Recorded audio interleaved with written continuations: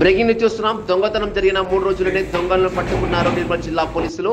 గురువారం రాత్రి సమయంలో అమ్మవారి దేవస్థానంలో చొరబడి ఉండి పగలగొట్టి సొమ్మును తీసుకొని ఇంటి దొంగతనాన్ని చాలా సీరియస్ గా తీసుకున్న జిల్లా ఎస్పీ జానకి షర్మిల స్వయంగా రంగంలోకి దిగి దేవస్థానంకు వెళ్లి అన్ని కోణాల్లో పరీక్షించి పోలీసు సిబ్బందితో కేవలం 2 రోజుల్లో సీసీటీవీ మరియు పోలీసు నూతన సాంకేతిక పరిజ్ఞానంతో దొంగను పట్టుకున్నారు. పోలీసులు దేవస్థానంలో భద్రతాపరమైన విషయంలో ఎటువంటి లోపాన్ని విపక్షించవద్దని ఎస్పీ కోరారు.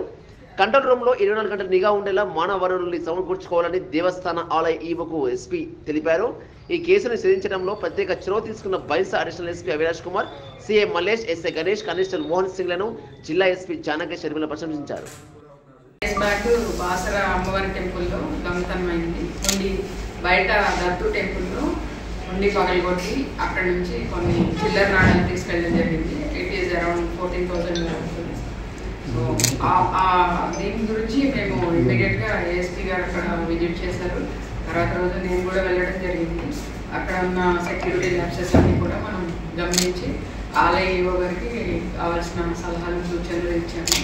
దానికి సంబంధించి మన ఆర్మీ 6 మెంబర్స్ ఈ హోమ్ గార్డ్స్ ఎవరైతే ఆ రోజు డ్యూటీలో ఉన్నారో వాళ్ళని కూడా తొలగించడం జరిగింది. అక్కడి నుంచి బాసర్ నుంచి తీసుకొచ్చి ఇక్కడ అటాచ్ చేసాము. సో వాటి మీద క్రమశిక్షణ చర్యలు తీసుకోవడం జరుగుతుంది. సో దీనికి ఆ రోజే చెప్పాము తొందరలోనే పట్టుకుంటాము అనేసి. మన ఏఎస్పీ అవినాష్ కుమార్ గారి ఆధ్వర్యంలో CI Manoj and SI Basar Ganesh వీళ్ళందరూ కలిసి ఒక టీమ్గా ఏర్పడి దీన్ని ఈరోజు ఛేదించడం జరిగింది. ఈ కేసులో అక్యూజ్డ్ పేరు వచ్చేసి సాయి కుమార్, సన్ ఆఫ్ సాయి. ఇతను వచ్చి ఈ నందిగాం విలేజ్లో ఉన్నాడు, హైవేపేట మండలం, నిజామాబాద్ జిల్లా. అతను ఆ రోజు ఏటీఎం కోసమని వచ్చాను ఇక్కడికి. తర్వాత నెమ్మదిగా చూసి ఆలయంలో చొరబడి అక్కడ ఈ కొబ్బరికాయ కొట్టే రాళ్ళు ఉంటాయి కదా, ఆ రాయి తీసుకొని ఆ హుండీని పాల్గొట్టి అక్కడ నుంచి క్యాష్ తీసుకొని వెళ్ళిపోయాడు. వెళ్ళిన తర్వాత నిజామాబాద్ వెళ్ళాడు. అక్కడ ఒకరోజు స్టే చేశాడు అక్కడ లాడ్జ్లో.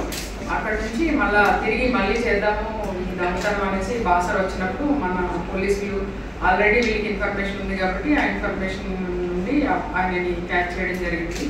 సో ఈరోజు ఈ కేసులో అయితే రిమాండ్ చేస్తున్నాం.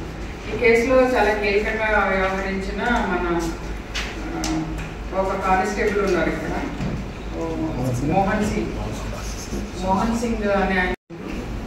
మోహన్ సింగ్ చాలా చక్కగా చాకచక్యంగా వ్యవహరించారు. సో ఈ కానిస్టేబుల్ని నేను ప్రత్యేకంగా అభినందిస్తున్నాను.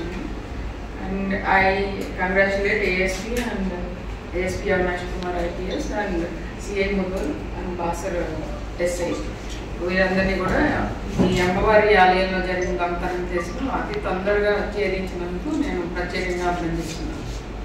సేమ్ కాయిన్స్ మొబైల్, ఎందుకంటే ఆ డబ్బులతో మొబైల్ కొనుక్కున్నాడు. తర్వాత ఒక 2,000 హోటల్లో ఉండడానికి ఫుడ్కి అది స్పెండ్ చేశాడు, లాడ్జ్లో ఉండడం కోసం. ఇది కూడా సీజ్ చేశాడు. ఆ రోజు వాళ్ళ ఊరు నుంచి ఆయన ఆ మోటార్ సైకిల్ పెట్టేసి మళ్ళీ దొంగతనం చేసి అదే మోటార్ సైకిల్ మీద నిజామాబాద్ వెళ్ళిపోయాడు. సో ఆ మోటార్ సైకిల్ కూడా సీజ్ చేశాడు. అక్కడ వచ్చి he took a meeting with the EO temple department, EO members. అక్కడ మన వాళ్ళు కూడా ఉన్నారు.